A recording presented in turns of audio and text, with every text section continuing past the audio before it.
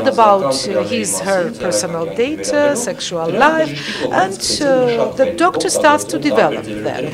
To survey, analyze them, make decision, diagnostics, medication, cure, treatment, whatever. Develops the medical. But if suddenly this information about the sexual life of the person, who the person doesn't want to be available to her neighbor, or somehow has become popular, that is also problematic.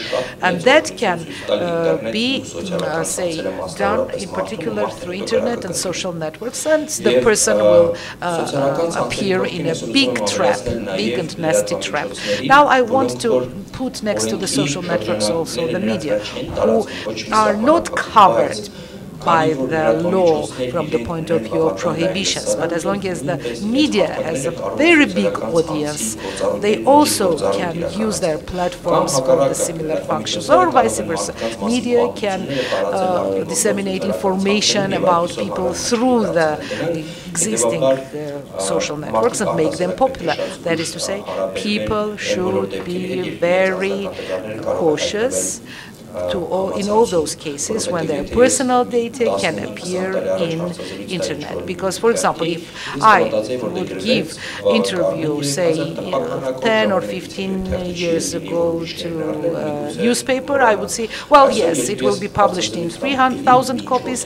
Tomorrow, all the paper will be used for packaging, I don't know, flowers. And the day after tomorrow, there will be no copy to give this same information for them. But whereas now, when this information appears in the social network, it stays there forever. And biometric data, which are the physical, physiological data and biological data about people. For example, your fingerprints, DNA, photography, which is used to identify a person for technical crime. My favorite example that FBI takes a photo of a person and then all over the globe looks for this person and finds anywhere in the place. And so photography can be considered as a biometric. Voice of a person, even the gesticulation, your moves, how you move, how you smile, how you look, how you move your hands, whatever. I learned about a case recently that the security systems, when they are checking through retina of the eye or fingerprint, you can do it even by the style of moving, like a person is walking through a corridor, and the system recognizes how the person walks, because of the way he makes his steps. The system recognizes whether this is him or not him. So that is also personal data, and it could be used in any place where it is possible to act on behalf of the person, like in banks, in other places where only the person has access. Sometimes this is important, like for having access to limited archives or information that is very categorized. Well, I said this so as to show later that how that personal data, to what extent they are important, they could become popular if they are published. And the best example of it are the social networks. At the end, we are going to discuss several cases based on what was said. This is about what I said. Just references to the law. I don't think it is necessary right now. The law is a small law. It has only 29 articles. Whenever necessary, of course, you can. I will tell you my phone number if you need additional advice, so we don't need to cite articles from the law. I want to say that data, when they appear in the internet, at least in Armenia, it means publishing them. We do have the following. Publishing is making data available to certain number of or people or many people. Well, whoever has, well, you know how it happens. You know that you can get information from the Facebook page. This page contains exactly personal information. We are already popular, become popular. I will say a little bit more about human individuals and then go up to the state. Well, they used to say in the court cases, the judges would say that the protection right, that the defense right of a person in the court is based on the right of ownership. The person himself decides whether, to what extent his personal data are to be protected, to what extent they are to be available, to what extent they are agreeing to making them popular, and to what extent he or she wants them to be protected later. The conditions that the person from the beginning will decide, determine, define to what extent he, she is ready or wants to share this information with others.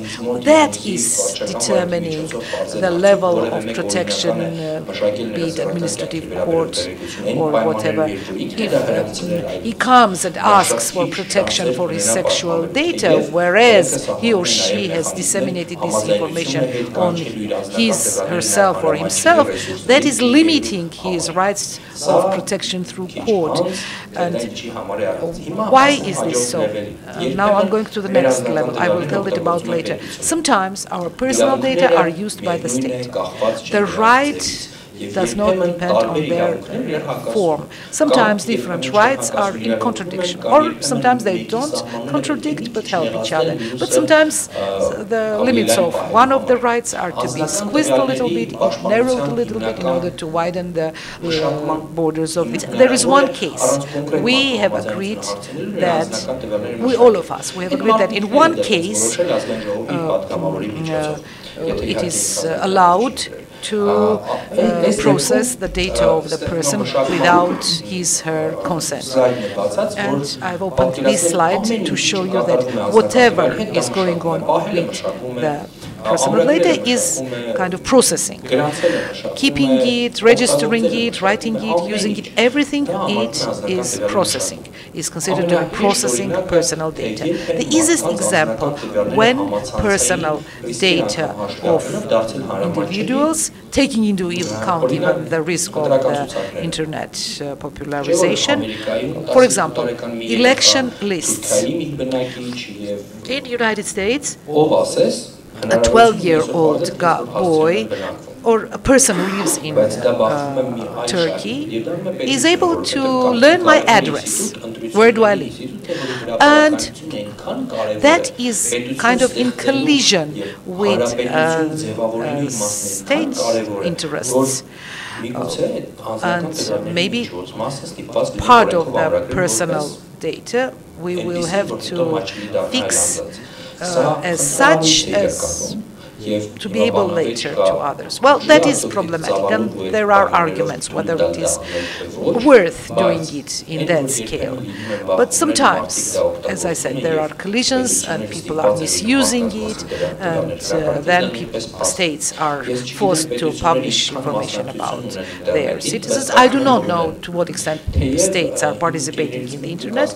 I am sure they have. One of my friends said that 90% of internet is not available even to anybody from superpowers.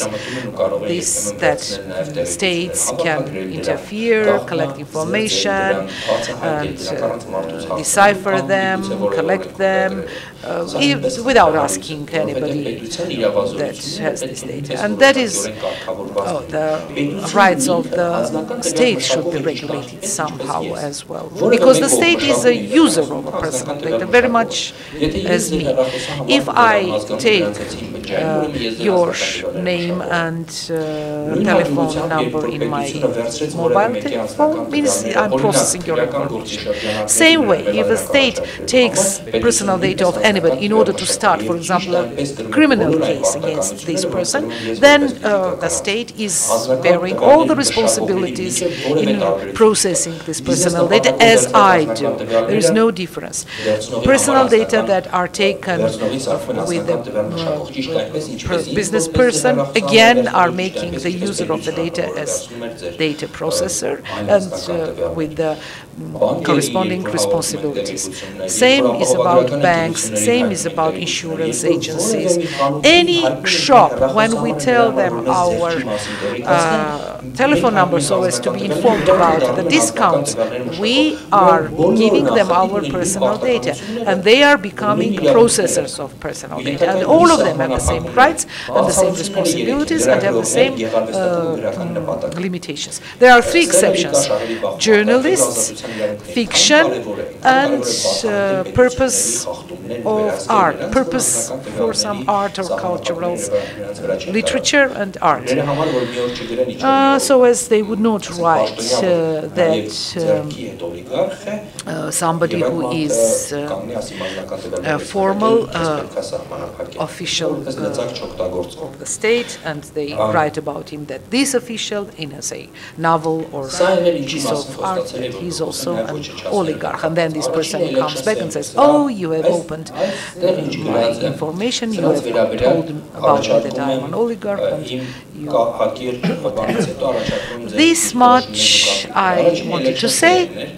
The first site is Elections AM, that contains any information about a person, about the place of birth, the date of birth, the address, also family. It is difficult to find me in Elections AM because Kevor Kayrapetyans are too many. If I don't tell you my patronymic, you won't find me. But it is very easy to find my boss. And it says easily finding. From the point of view of mentality, these kind of problems could be problematic because we have very searching minds. Sometimes say a boy who is in love with a girl and knows her name can use these tools in order to stalk her, actually.